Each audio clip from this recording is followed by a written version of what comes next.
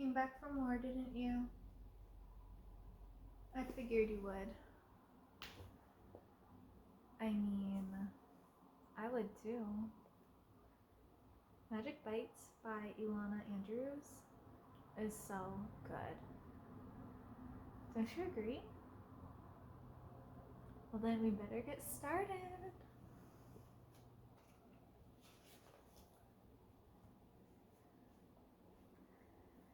3 red drops fell on the coals, burning in a metal brazier, and hissed, bubbling. The smell of burning humid blood permeated the chamber, feeling the tangled cords of magic. I grimaced. A binding was taking place, a ritual of attaching Derek's oath to the magic of his blood.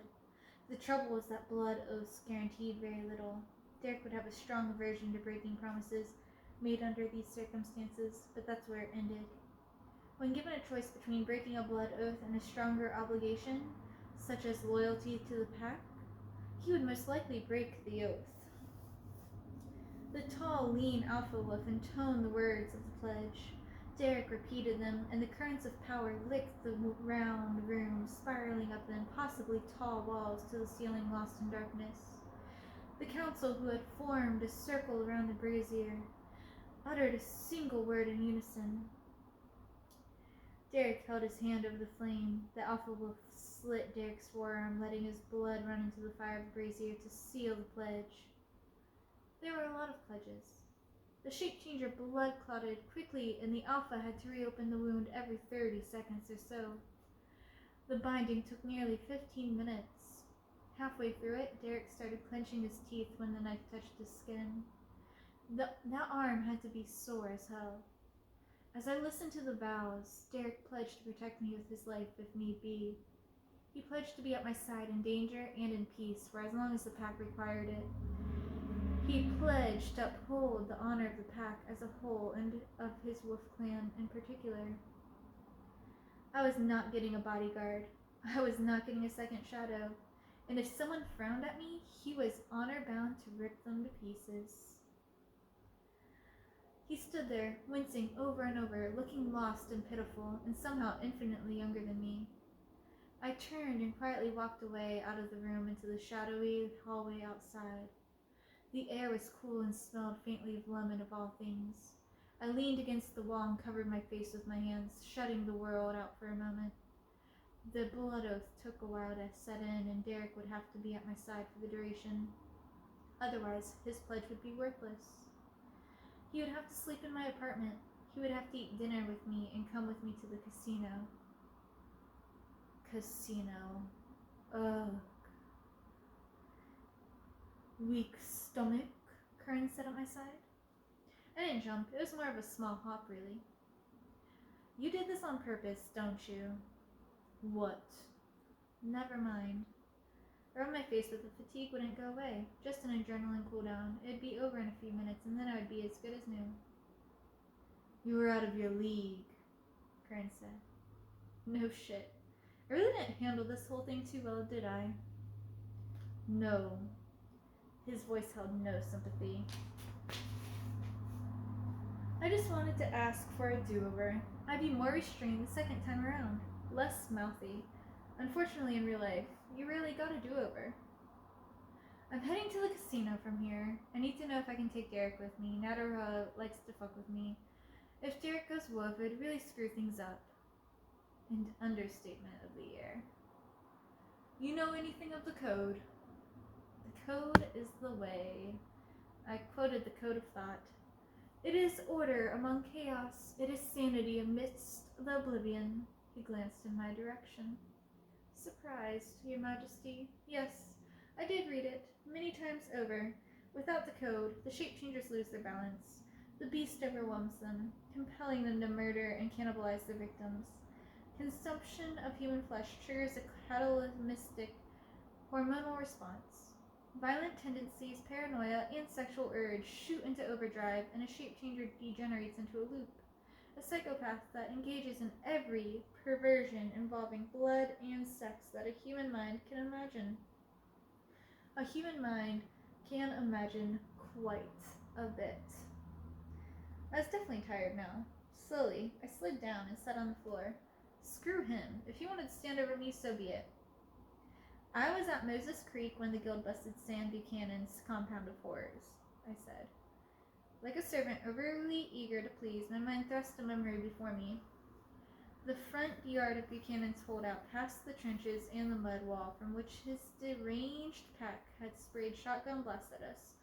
Fall grass strewn with bodies of dead loops, a kiddie inflatable pool, blue with yellow ducks, full of blood and clumpy pale strings of entrails, and a woman, naked and bloody, black holes gaping where her eyes once were. Her hands spread before her, she stumbles onto the corpses, searching blindly, grabbing the trunk of a pine for support and calling her voice barely above a whisper. Megan! Megan! And us, 24 mercs in battle gear, unable to tell her of the tiny dark-haired body hanging from a noose in the branches of the trench to which she clings. I clenched my teeth. Bad memories? Curran asked. You have no idea, I said, and remembered whom I was talking to. But then, you probably do. Shook my head, fleeing the memories from me like a wet dog shakes off water. That was my third job with the guild. I was 19 and the nightmares were still vivid. And Buchanan had gotten away, ran into the woods while we pounded his berserk loops into wet mush. We never caught him, knowing that was way worse than any nightmare. Curran was watching me, open my mouth to ask him why he hadn't done something about that rabid loop, and then remembered that Jackson County had barred the pack from interfering. That was 6 years ago. Today they would not dare. My mouth was open, so I said, what does any of it have to do with Derek? Derek's parents were Southern Baptist separatists. He was the oldest son and allowed to attend school, for a while at least, until his father had gone deeper into religion. He remembers burning books in the front yard. Dr. Seuss and Sendak. I nodded. The shift to deep religion wasn't unusual. Half of the mountain towns had gone deep before the Live Life with God movement gave them a new dogma. Curran rubbed his neck, biceps rolling under the sleeve of the shirt. When the kid was 14, they went to an end-of-the-world tent revival, and Daddy brought home the Like V. He sat next to me. He didn't know what the fuck it was or how to deal with it. He didn't even know enough to get help. Went loop within days. Loops are contagious as hell. Derek's mother killed herself after she got infected and left her rabid husband alone with 7 kids. 5 of them were girls.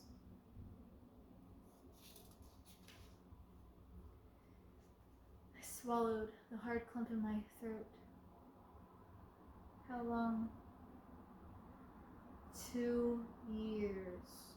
Curran's face was grim. They killed a passing lycanthrope midway through the first year, and Derek found the code on his body. That and starvation kept him sane. So how did it end? The way it always does. The kid became competition for the females and for the father, and the father tried to kill him. The kid has a good beast form, and he can keep it steady.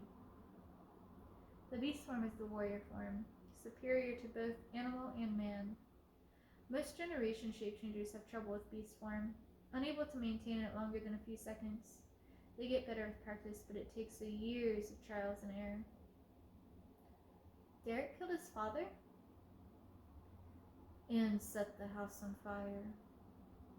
What of the other children? Dead. 2 from starvation, 3 from Daddy's affections, and the last one burned to death. We went through the rubble and buried the bones. And now you're giving him to me? Why, Curran? I can't be responsible for him. I'm doing a piss-poor job of being responsible for myself. His gaze held long enough content to drown me. Derek can handle himself. I don't tolerate loss of control. He's been tested and he won't lose his way when he smells the blood. In your place, I'd worry more about your own ass. Well, you're not in my place. I rose to my feet. Time to go.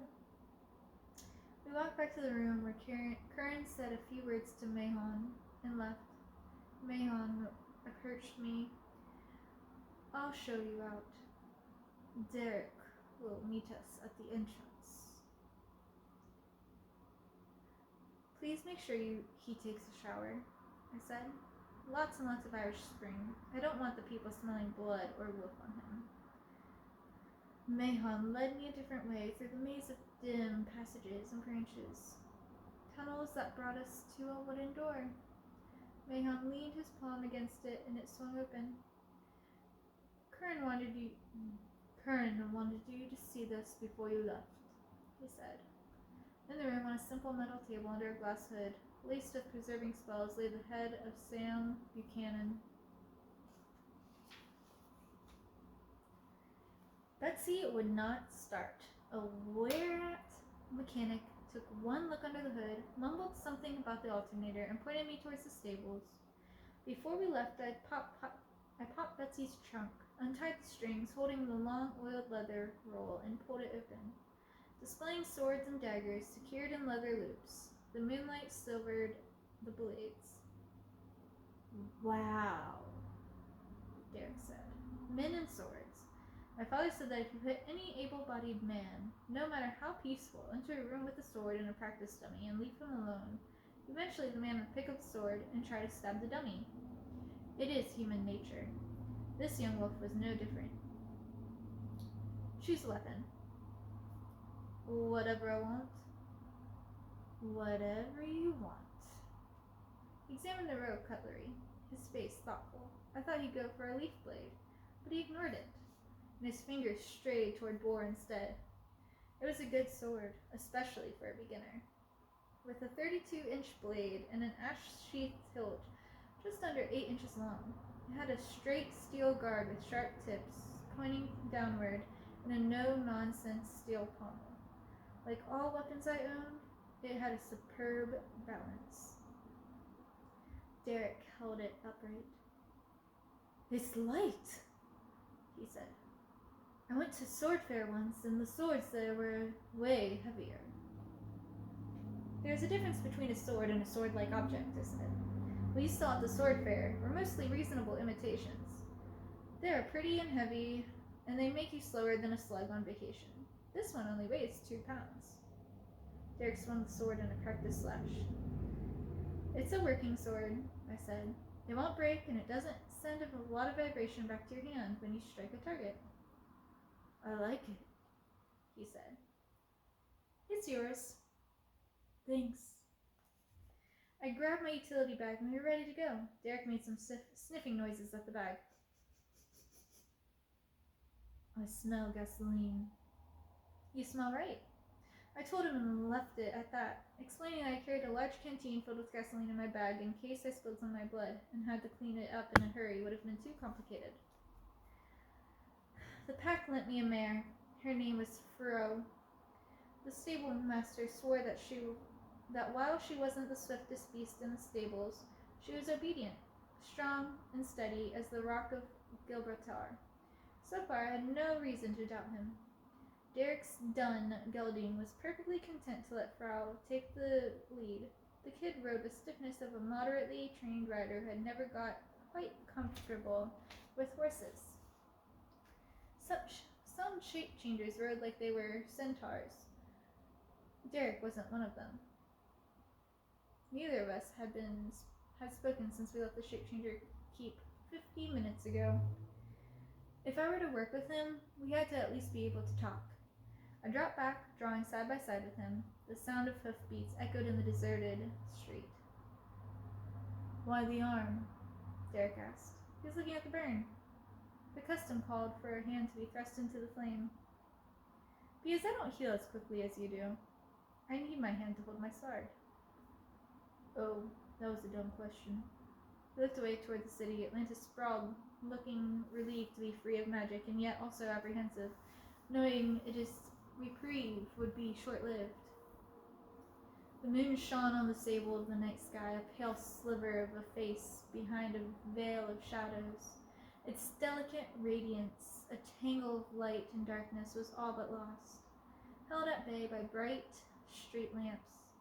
Electric lights like the sun offer no compromises. There are no shadows mixed with their glow, no duality, no promise of hidden depth and mystery, nothing but light, pure and simple. Have you ever noticed how some things work during magic and some don't? Yes. For instance, sometimes phones, they work during magic and sometimes they don't.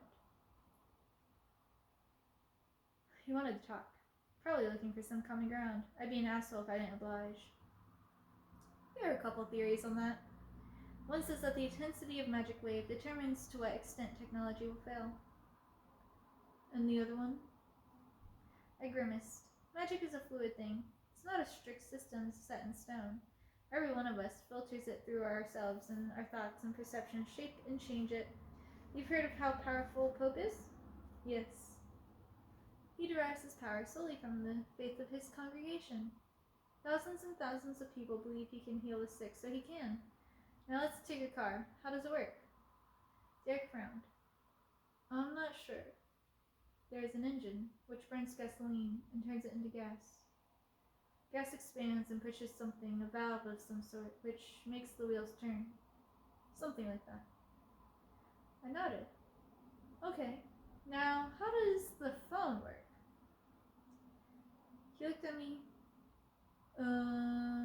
Your voice makes the wires vibrate?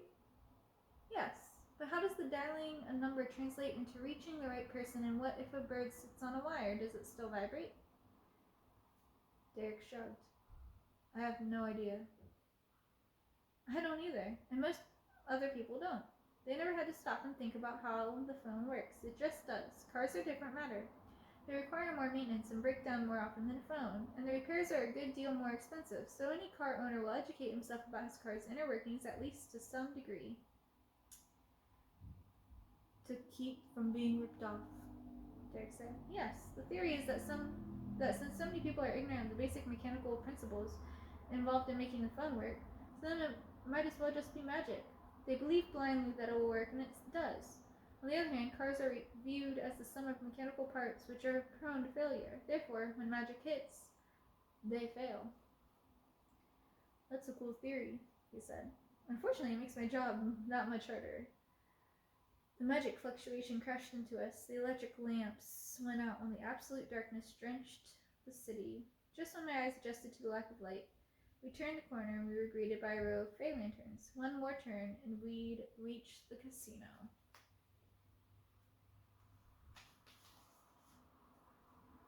Do you know where we're going? I said. To the people's shithole. Shook my head, waving goodbye to any hopes of preserving my neutrality with him at my side. I want this to be very clear. No matter what happens, I don't want you to change form unless you have no choice. They can't smell you since you've showered unless you go furry. They have no way of knowing that you belong to the pack, and I'd like to keep it that way. Why? One, I want to keep my cooperation with the pack out of the spotlight. It creates an appearance of impropriety. The people wouldn't be thrilled to know you have a wolf man with you. Yeah. Ted wouldn't be thrilled either. And two, once you turn and fight, you'll have to be fed and given a peaceful spot to sleep it off. I don't always have a peaceful spot handy. Got it. Good. The city caught in the light and shadow web of the triumphant moon lay empty and silent. Maybe the boy wonder would manage to keep his human skin on in the casino. I certainly hope so. The magic had a selective appetite. When it came to buildings, it gnawed on the skyscrapers first, from the top down, and then it pounced on anything large, complex, and new. The Bank of America Plaza went down first, followed by the SunTrust skyscraper, one at Atlantic Center, the Peachtree Plaza. Even the new Coca-Cola building took a dive. The Georgia Dome crashed before the proverbial dust cleared, and the rest of the monuments to the engineering might of man raced to commit seppuku in the face of the magic onslaught. So one day, the Georgia World Congress Center rumbled, quaked like a milk tooth, about to come out, and collapsed in a huge dust cloud. The locals didn't even bat an eye. Few expected the people to purchase the lot. Nobody expected them to clear it and raise their own private Taj Mahal in the ruins place within 5 years. And when the ornate doors of the magic palace opened and the public saw gleaming rows of slot machines within, while the city that had seen everything had to stop and stare. The shock lasted only until the first fool realized he had a few bucks in his pocket. Now the casino was just one of the 7 wonders of Atlanta, sucking in the crowds eager to pay the stupid tax. Fortunately for Derek and I, it was late even by the standards of degenerate gamblers, and we didn't have to fight the human currents as we closed in on Natara's little nest. I've seen the casino many times, and yet again it caught me by surprise. Like an ethereal castle born from a mirage among the shifting desert sands, the People's HQ towered above the city, alabaster white in daytime. At night, its walls glowed with gold and indigo, illuminated by powerful electric lamps or fey lanterns. The people had made some modifications, a total of 8 slim minarets instead of the original 4. Flanked the central domed building, high walls enclosed the complex, punctuated by bluffy guard towers. Equipped with howitzers and sorcerous ballistae, solemn guards and occasional vampires patrolled the textured parapets. The place oozed necromantic magic. We made our way between the brass statues of strange gods, poised above the waters of long rectangular fountains. I recognized a few, but Hindu mythology was never my strong suit. The largest of the statues stood in a circular fountain of its own just before the entrance. A strange figure, caught in the whirlwind of a fiery dance, balanced on one foot atop of an ugly demon. 2 pairs of arms protruded from its shoulders. One hand held a flame, the second beat a drum, the third pointed to the raised foot, and the fourth offered a blessing. A cosmic dancer trampling the ignorance of the world, his body on fire, his face serene. Shiva, Natara, the lord of the dance. Derek studied the statue as I slowed before it and scowled at the castle. So he named himself after a god? Yeah. In this age, it took a particular kind of nerve to take the name of a deity for yourself. Nerve was something the owner of the casino had in abundance, but if Shiva was what he aspired to, he had a long way to go. Natara served as the local lord of the people. The people styled themselves to be a new breed of human, or a really old one, depending on whom you talked to. Like the Order, they had domains throughout the country, but unlike the Order, they had appeared concerned with accumulating wealth to fund their research into the mysterious mysteries of life and death. As their brochures put it, they had proficiency in a variety of both technological and magical fields. Most showed a slant toward necromancy and necronavigation. The raising, studying, and caring for the dead. The people had power in abundance. Dangerous as hell, they had raised necromancy to the level of art, demonstrating a high degree of professionalism in everything they did, which I admired. It didn't keep me from despising them. The entrance to the casino was open to the public.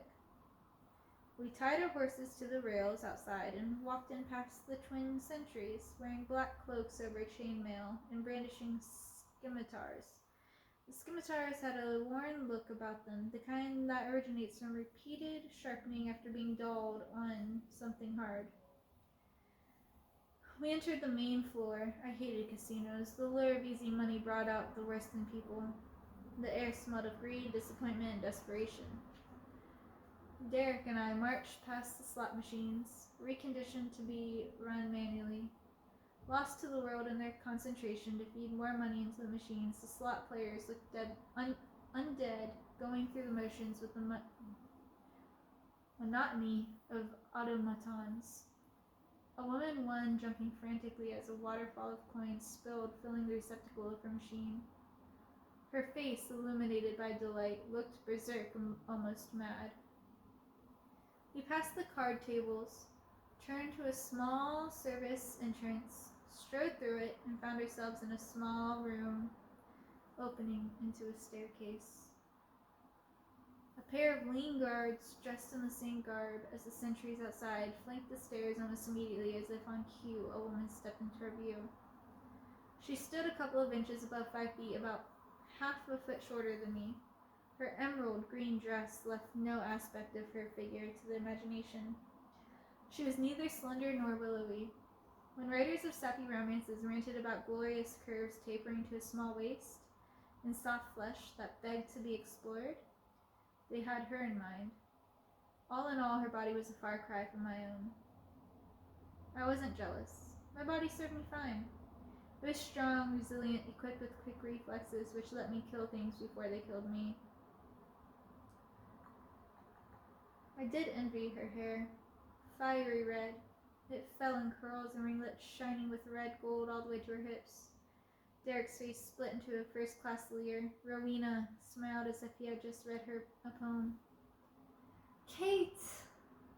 How pleasant to see you again. Her smile could launch a spaceship into orbit, coupled with a contralto tinted with a soft Polish accent. That smile made men lose the last remnants of their self-respect.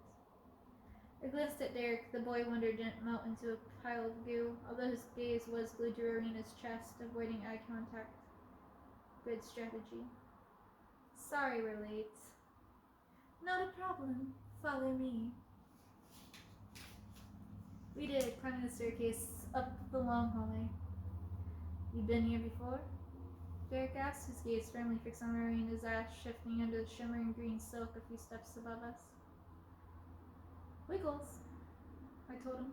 He blinked and realized I wasn't referring to Rowena's backside. Wiggles. She's about 14 feet long, triangular head, gray and blue scales.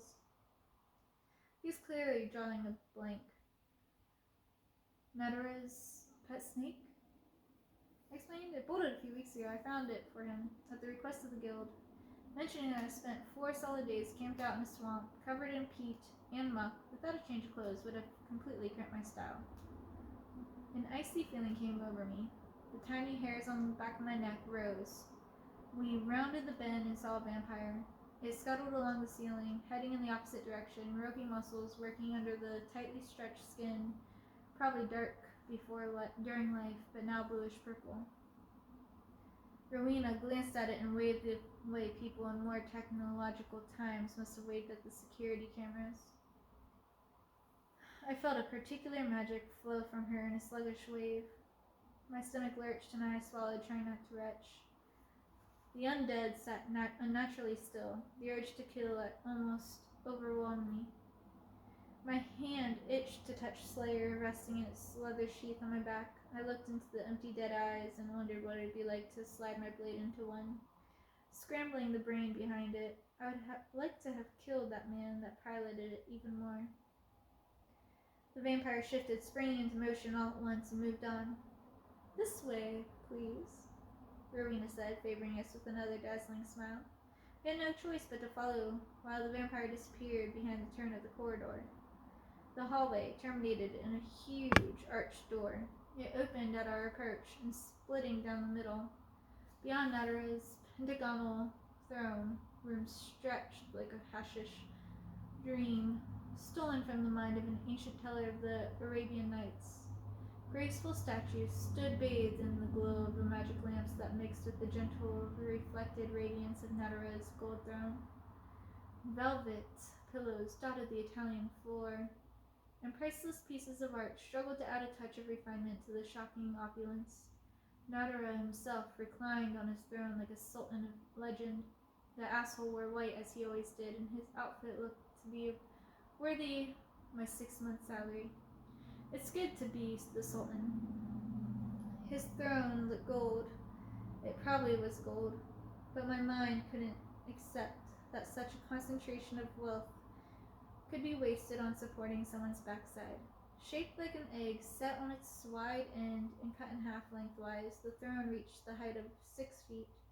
Stylized exotic animals, at one time considered mythical and now only extremely dangerous, covered the entire surface of the egg, both inside and out, and the precious gems that served as their eyes sparkled in the light of numerous lamps. Natara rested on the throne, half sitting, half reclining on his elbow. On a plush white cushion. His age was hard to determine. Judging by his features alone, he could not have been much older than 40, but visual impressions didn't mean anything anymore. He felt old, much older than me. 200 years, maybe 3, maybe more. A few years ago, I would have said such longevity wasn't possible, since even 100 years ago, technology flowed full force, but my years as a merc had taught me to be very careful with words like never and impossible. Natara looked at me, slightly amused by my presence on his home turf. Olive-skinned and slight in build, he radiated power, the way some men radiate strength. His hair, coal black and straight, framed an angular face with a wide, high forehead, prominent cheekbones, and a weak chin, hidden by a carefully cut, ultra-short beard. His eyes, very dark and piercing, had a magnetic effect. When he stared, he appeared to look deep inside you, discovering the hidden thoughts and secreted ideas, taking them for his own. His gaze made it very impossible to lie to him. I still managed.